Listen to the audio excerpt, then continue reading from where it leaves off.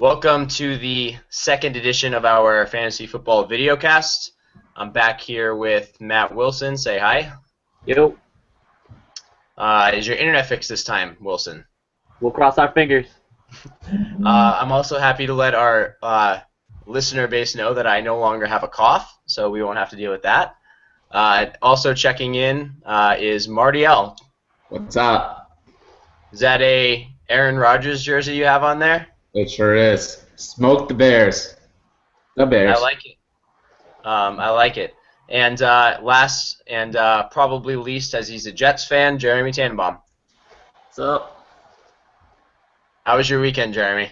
Well, it was horrible until yesterday. That was a fun game.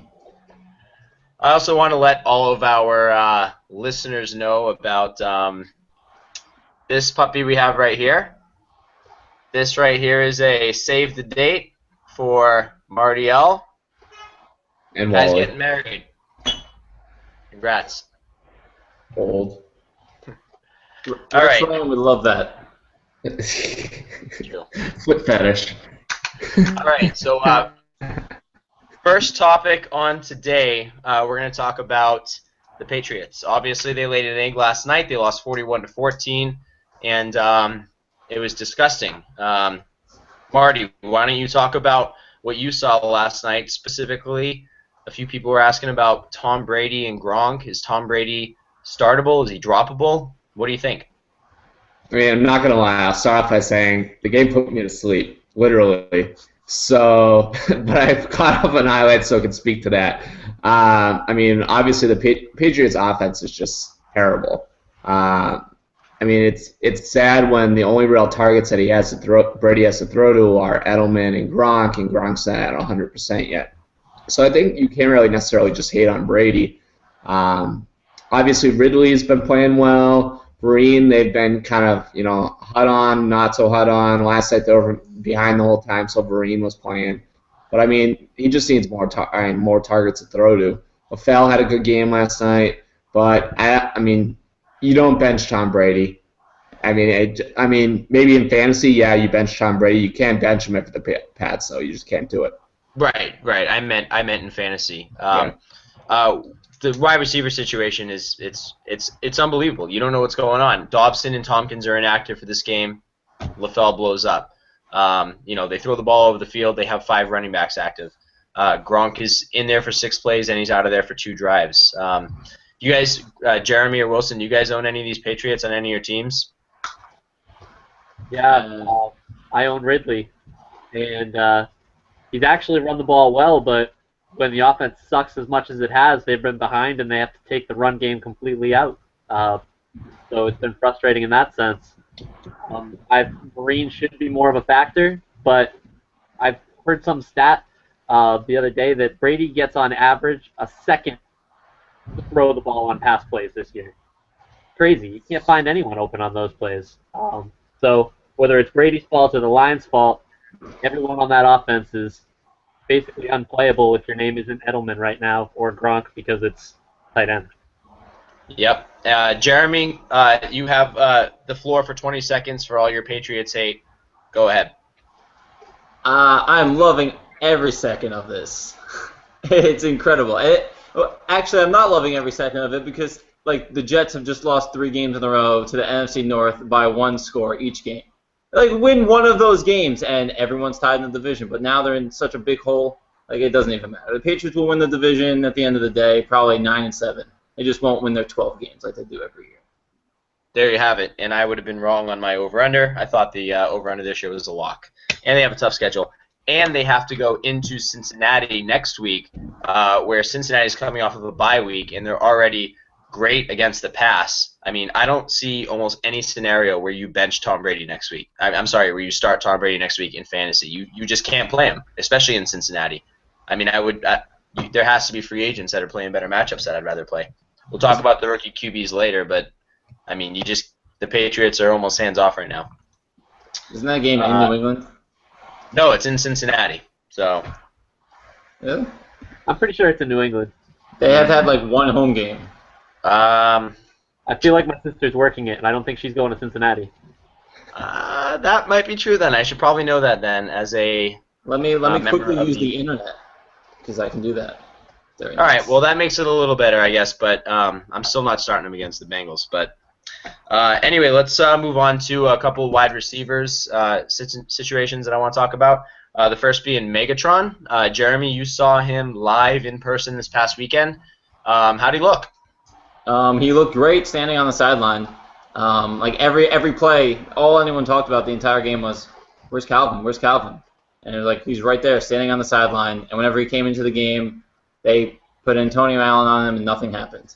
He had 2 catches, but he was basically just a decoy. He did nothing. Yeah, Wilson, why don't you talk a little bit about decoys? I mean, I know in the past have screwed people over. Roddy White last year, I remember, was a decoy for a couple games, and it's extremely frustrating because you're kind of on that edge. Do I start him? Do I not? Then you have the situations like 2 weeks ago where Brandon Marshall is questionable. Is he going to play? Is he not? And he does play, but he scores, what do you have, 3 touchdowns or something crazy?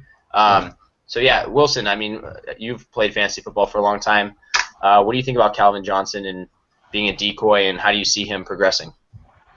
Well, as far as him progressing, I have every confidence that he's going to be fine. It's not like you're selling him now and like selling low because he had a bad game being used as a decoy. As far as his use as a decoy, it comes down to what your other options are. Like if you have a viable option and you know Calvin's been in the injury report all week, maybe you make a move and play someone else that week. But when it comes down to it, if you're between starting Calvin Johnson and some scrub off the waiver wire, like in spite of the fact that LaFell went off this week, are you really starting Brandon LaFell over Calvin Johnson? You're going to take the chance on the upside of the guy that, yeah, he might be a decoy, but you got to take that chance because he's Calvin Johnson. Yep, agreed. Also, what we saw this past weekend was an incredible evidence of a hashtag motivated, hashtag revenge in our boy Steve Smith Sr. I don't think anyone in the entire world hates this guy. Marty L., what do you think about his performance, and what do you think about how they're going to distribute targets between the two Smiths from now until the end of the season? I mean, it was blood and guts everywhere. I mean, obviously the first touchdown off the deflection, I mean, both of the touchdowns were kind of, in a way, a little fluky. The first one came off the deflection, which was wild, and the second one, Flacco fumbled the snap, basically just tossed it up there, and somehow found him in the back of the end zone. That said, though, I mean, it's hard to hate on the guy. I mean, he flat out said that he was going to burn him, and he did. He took it to the old team. So, I mean, I think they're both viable options. I think it's a kind of a 1A, 1B situation. It all depends really on how well Flacco is playing. If he's playing like he did this past weekend, I mean, I think they're in a great spot. I mean, if it's the normal Joe Flacco, they're in trouble. Especially, yeah. Sorry, what do you want to finish up with, Marty? No, especially if they can keep the run game going and they're alternating guys in there, and you never know who's going to get the touches. I mean, if they have 3 viable options in the backfield, I mean, that's nothing but going to help them going down the stretch. Yep. Wilson, did you have something to say? Steve Smith is a beast. I don't think. Boom! Look at that jersey. I don't think you're going out and buying him right now because you're just not going to give up what it takes to get him. People are high on him. But I don't think you're selling high either. You just kind of hold on to him and ride him out while you can. Love it. Love it. And I actually made a bet with Sean starting receiver Steve Smith Sr. or Torrey Smith. I took Torrey Smith. He took Steve Smith Sr. And it may be a little bit closer than I expected. But I still think in the end Torrey Smith is going to get his catches and yardage. He's just too talented and too good. And we've seen him do it for 2 years already. So that's my opinion on it. I also wanted just to say one thing. I don't know if I want to make sure everybody heard the quote that Steve Smith said in his post-game press conference, that he ran around the Panthers like they were schoolyard kids. Just a great quote, and he just dropped the mic. I guess I think somewhere on the internet is how they described it. It was great. Anyway, now back on or moving on to the running back situation. I want to talk about a few different situations. Starting with LeSean McCoy. I don't own the guy anywhere. Jeremy, do you have LeSean McCoy anywhere in any league, or do you have an opinion on that topic? Yeah, I have him. I took him first overall in that league I share with Ed. And we're doing well. We're 3-1, not because of LaShawn McCoy though. He just continues to disappoint week after week. He has 1 touchdown. He is less than 200 yards rushing for the entire season. So I don't know what's going on with him. Well, the Eagles' offense just doesn't look good. Foles especially doesn't look that good. So I don't know if it's a product of the offense just not working, but hopefully it picks it up. Yep. Wilson. I think Matt might have a take. I'll pass it to him. Marty. I mean, I don't own Shady anywhere, but I mean, I feel like it's bad karma for not tipping that at that restaurant he went to.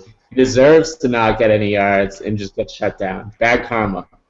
That's a good point. I think we can all agree on that one.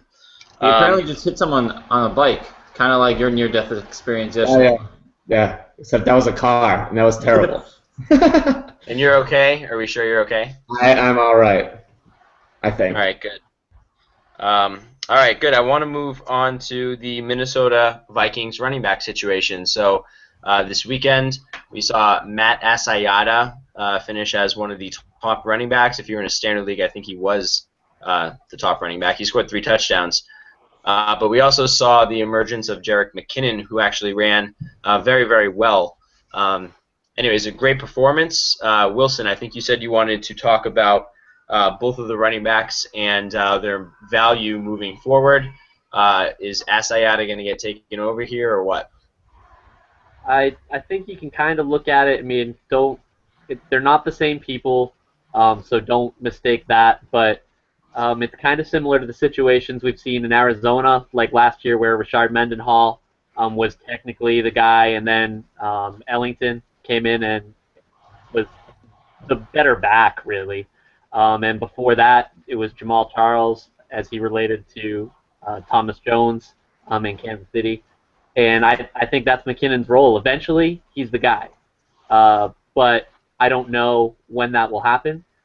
But if you're looking for an upside guy, a guy that's probably going to be the guy come playoff time, that's the guy you want to have. Even though Asiata is going to be the goal line back, McKinnon's just got too much upside. He's too athletic, too fun to have.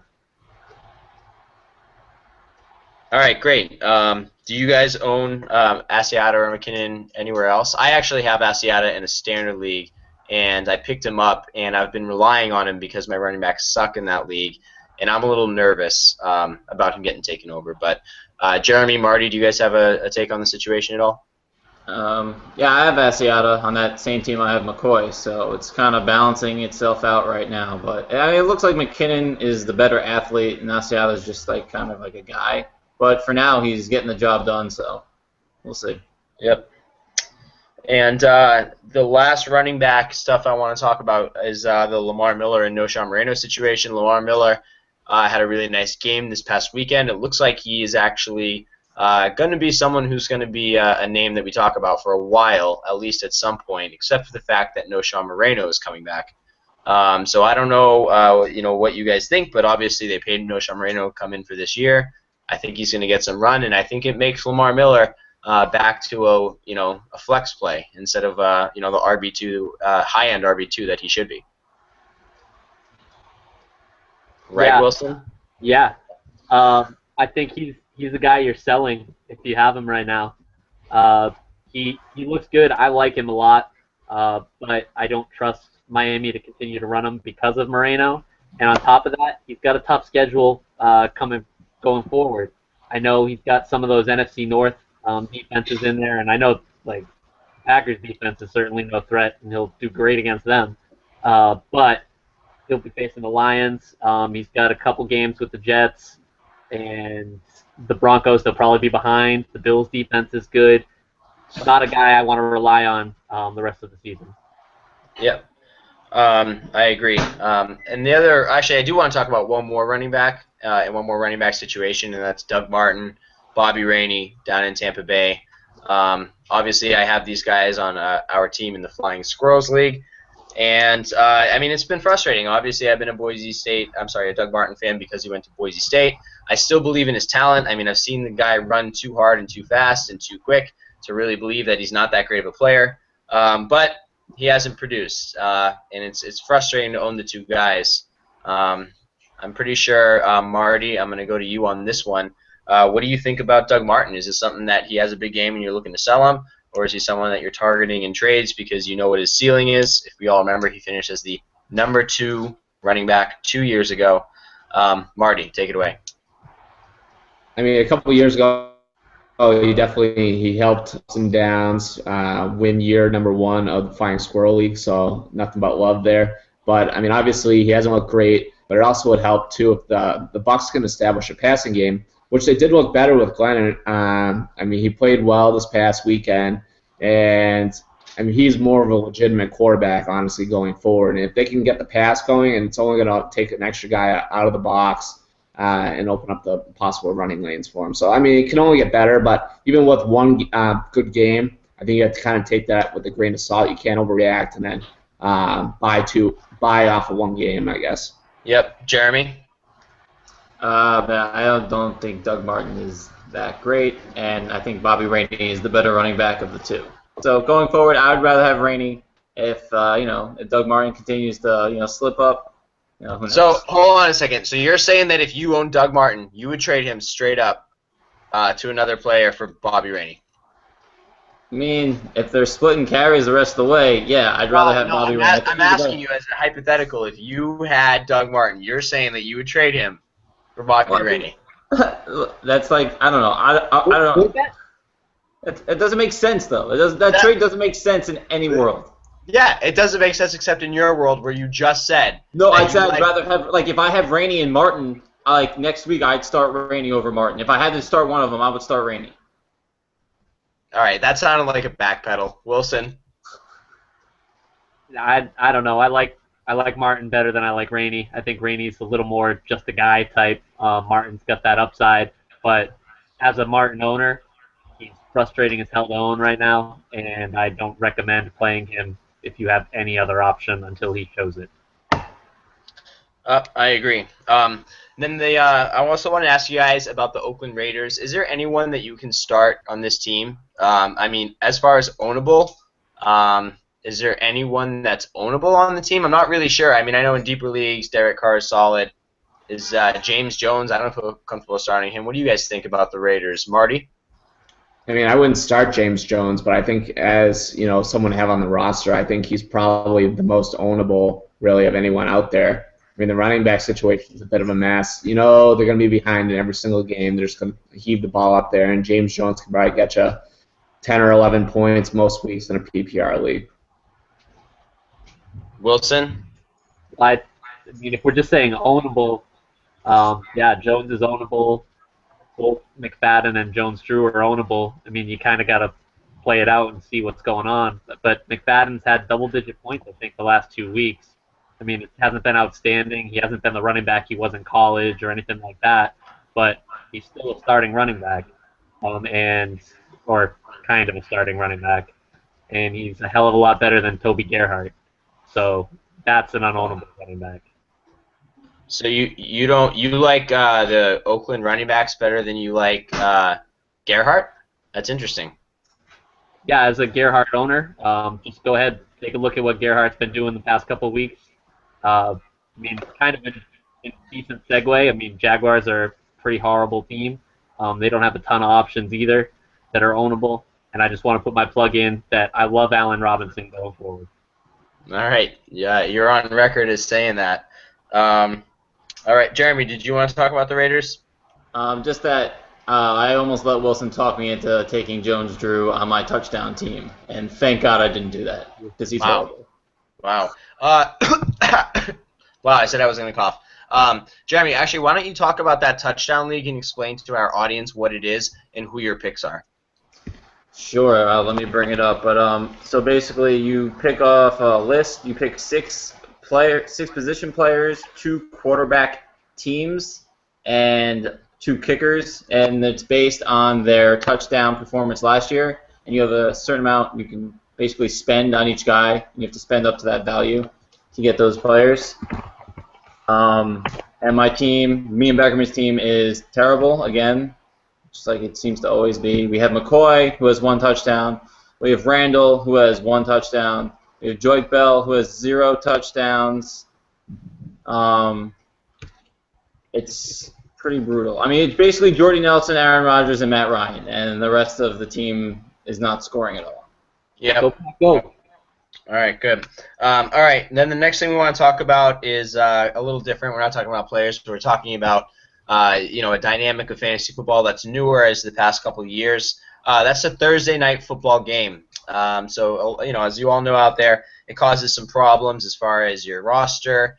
It also causes some problems as far as injuries from the week before. There's just a lot of stuff that goes into it, and it kind of changes fantasy up a little bit. We're all going to weigh in on our opinion here. We'll start with Wilson because he's the one that wanted to talk about it the most.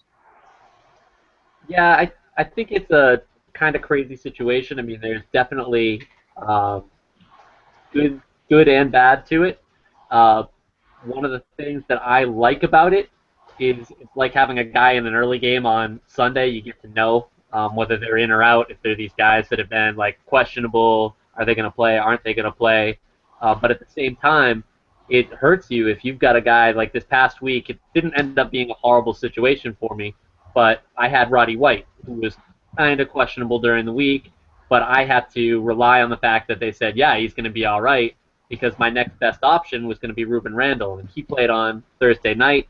He scored something like 15 points, 16 points in PPR, and I would have missed out on that because I was waiting and seeing.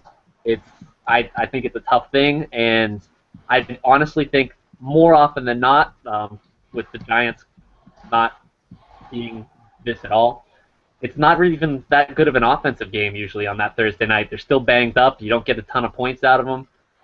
It's tricky. I don't like having Thursday night guys. Yeah, it's usually a little sloppy. What do you think, Marty? I mean, I think most of the games on Thursdays this year have all been duds. I mean, blowouts, from a fan's perspective, But I agree with Wilson. It's hard to, if you're conflicting and you're trying to decide between two different guys and one guy's questionable but is the better option, you have a Thursday night alternative. I mean, I think it's hard. I mean, I think you almost have to go with your gut there. You hope. But I think you have to kind of go with a safe play just to make sure that you get some points. I mean, you don't want to go to necessarily your third option if your first option, which is questionable on Sunday, ends up not playing. I think you go safe and you use your second option.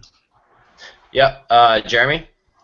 Yeah, I mean, I agree with both of them. It's a tough situation. I mean, obviously you're playing your studs regardless, but those dicey situations can come back to haunt you come Sunday. They absolutely could.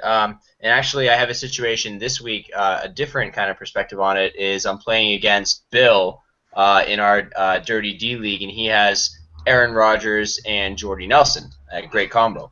So, so what's going to happen is I can actually almost dictate my lineup based on what happens Thursday night. If those guys put up huge amount of points, I know I need to go for the big upside plays. If those guys, throw out duds, then maybe I'm looking to fill my guys. Maybe I'll find a guy who I feel comfortable with that I know is going to get me 12 to 15 points but has a lower ceiling. So I kind of think that it can work out both ways, and that's something that, sometimes it's nice. I mean, 2 weeks ago I was up 43-0 because I had Julio Jones. Like, it's, that was a great feeling. I don't know, All right, second to last topic here, we're going to talk about the rookie quarterbacks in the NFL this week. Marty, why don't you kick it off? I'm going to pull up the point totals this week so we can talk about specifically how they did, but why don't you start it off? I mean, I think in both situations of Bridgewater and Bortles, you kind of have to take it with a grain of salt on both instances. I mean, obviously Teddy played awesome, but you got to keep in mind he played Atlanta, and Atlanta's defense is just horrible. But, I mean, he had, 317 yards passing on less than 30 attempts. He had the rushing touchdown, which was a great play. The Vikings played like they had a lot of excitement behind them. The running was great, but once again, it's Atlanta that are playing, so you got to keep that in mind. Obviously, him getting dinged up at the end of the game was unfortunate. Hopefully, he comes back healthy and can play this Thursday. But I mean, I think at least for the next few weeks, to look for him to go more in the 200-yard range versus 300 yards, and then Bortles. I mean, he had great efficiency numbers, 29 for 37, 253, passing touchdown, had a couple picks, had some rushing yards. but I think I saw a stat earlier today that he only attempted 3 passes over 15 yards. So it's a lot of short checkdowns, dink and dunk. I feel like especially with his arm strength, let him throw it a little bit. I know they want to be cautious with him, and they don't want to, get his confidence levels down. But I mean, he's playing on the Jaguars. The team is terrible. At least let him gun it. I mean, he's got some good young wide receivers. So I actually think in the next few weeks to kind of expect a little bit more out of Bortles for several different reasons, mainly because the Jaguars are bound to be behind. So he's going to have to swing around. Yeah, Bortles, he can move too, so he's going to have a higher floor because he has that running ability. Jeremy, did you see either of these guys this weekend?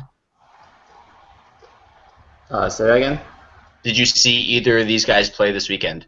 Yeah, actually, I watched most of that Falcons Vikings game. I had Teddy starting in the ESPN league we have, and I went with him over Eli to fill in for Peyton. I actually lost by 5, and I would have won if I went with Peyton. But Teddy looked really good. He used his feet. He got a rushing touchdown. He found open receivers. And Bortles, I didn't see much of the game because I was at the Jet debacle. But the highlights, he looked good. I mean, both quarterbacks I think are definite roster holds in dynasty keeper leagues. So quarterback twos and two quarterback leagues. I don't think they're a terrible play. Yep, Wilson. I like both of the options. I think I like Bridgewater a little more just because the pass defenses in the NFC North are really bad. And, I mean, I think Bortles long-term is a better guy, but for the same reason Matt said, he'll be passing a lot, but the defenses will also be knowing that they're going to be passing a lot. And when defenses know you're going to be passing a lot, just look at what happened to the Patriots last night. But I just want to point one thing out since Jeremy brought it up, and this is the only thing I can kind of take away from our matchup this week. I'd like to remind everybody that Matt said he would in no way pick up Eli Manning last week, and that would be a horrible decision. And I'd just like to point out that he is brilliant for not wanting Eli Manning on his team last week. I agree. Marty, I mean, that was a huge debacle, man. Like, what's up with that? I mean, obviously, haters fuel Eli. So I'm just going to go hate on every one of the players on my team so I can kick Ed's ass this week.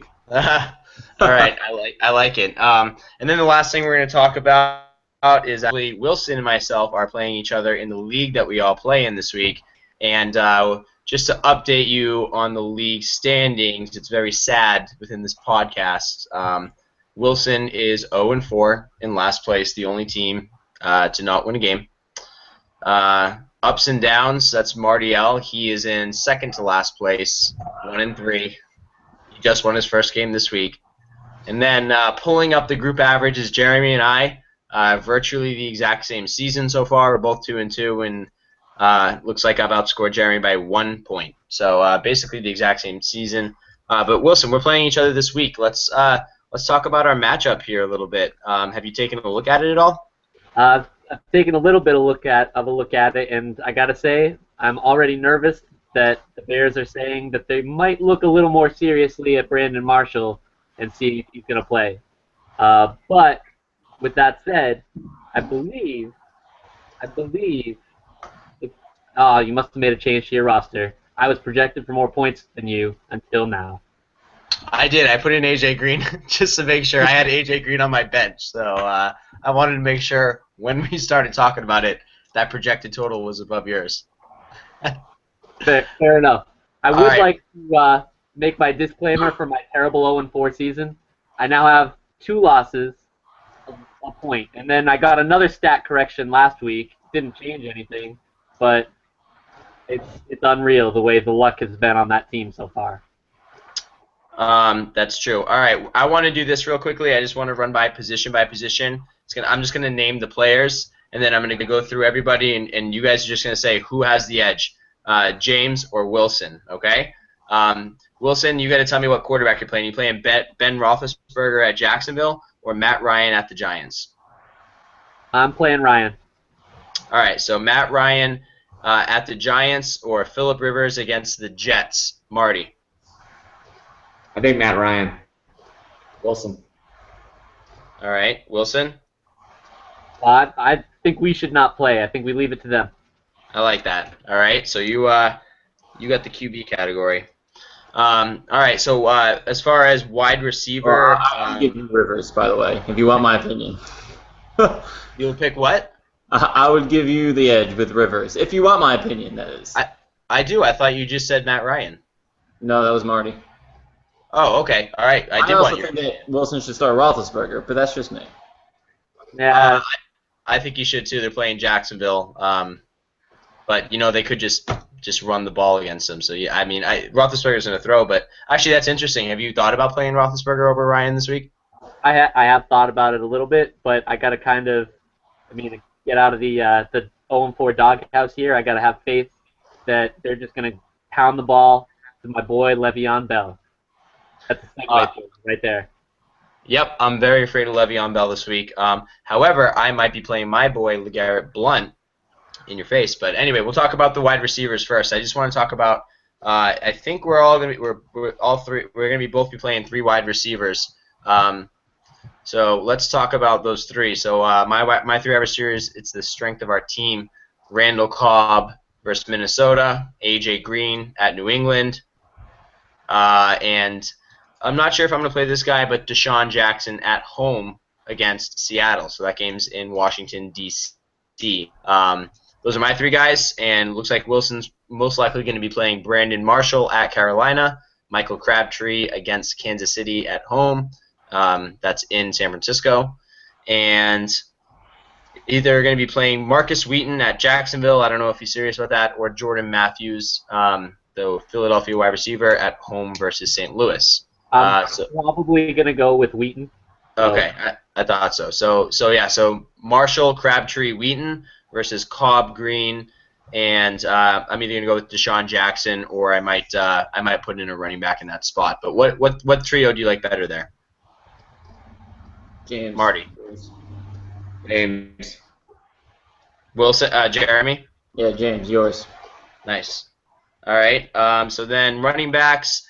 As mentioned, Wilson has a great option this week in Le'Veon Bell at Jacksonville, and he has the other options are either Trent Richardson at home versus Baltimore, or Stephen Ridley at home against Cincinnati. Which one of those 2 are you going to play, Wilson?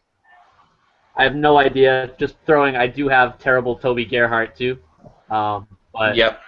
I don't like any of those options. So. Okay, so Le'Veon Bell and either Richardson or Ridley. I have Reggie Bush versus Buffalo, which I'm hoping Joique Bell is out for. And I have the aforementioned Doug Martin at New Orleans. Who do you like better? Marty. I'm going to go Wilson on this. I think Le'Veon Bell has a monster day. Yep. Jeremy? Agreed, just because of Bell. All right. As far as tight end goes, I'm going to be able to roll with my boy Jordan Cameron, I believe, this week, and Wilson has Garrett Graham. Garrett Graham's at Dallas, and Jordan Cameron is at Tennessee. Who do you like better, Marty? James. And Jeremy? Yeah, your guy. Yeah, Garrett Graham, gross. I can't even guarantee that I have Garrett Graham at this time tomorrow. I figured so much. Well, it looks like it's going to be a close matchup. It looks like the consensus is leaning a little bit towards me, but you obviously have monsters that could easily blow up, so it's going to be a good time. Anyway, we're getting close to the end of the podcast here. Jeremy, why don't you give us your final word? My final word. QB closers, man. Geno for 3 quarters, and then when he still sucks and they're still somehow in the game, bring in Vic, let him finish it. Let him. Maybe he wins, maybe he doesn't, but then next week you go back to Geno. No harm, no foul. Maybe Vic can get it done and not turn the ball over in the 4th. Yeah, so kind of like how the Patriots went to Garoppolo and he came in and he looked like incredible, and then Belichick basically laughed at the reporter in his face when he tried to suggest that there was a QB reevaluation. Anyway, Marty, what's your final words? I just hope I can. So I'm projected to beat Ed by like 10 points this weekend, and I hope 10 turns into 100, and I just whoop his ass, and then I can gain some respect in this league because I'm like 150 points behind, I think, Tarak at the top. Yeah, that's true, but Tarak is also destroying everybody. I was his latest victim. He has a really great team. So, Wilson, last words. I'm the one that needs to gain a little bit of respect this week. in terms of being respectable in that league.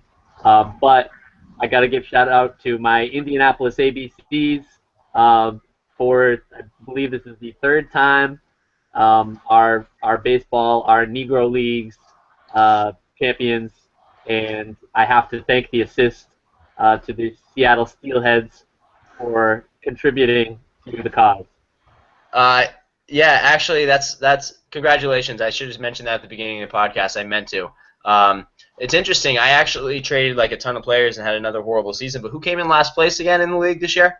I literally traded anyone who was alive to Wilson, and Wilson clinched the title. So when I had 30 points and 28 points total, and you were making fun of me, did you realize you'd be below me at the end? I did not think I would end up with 27 points.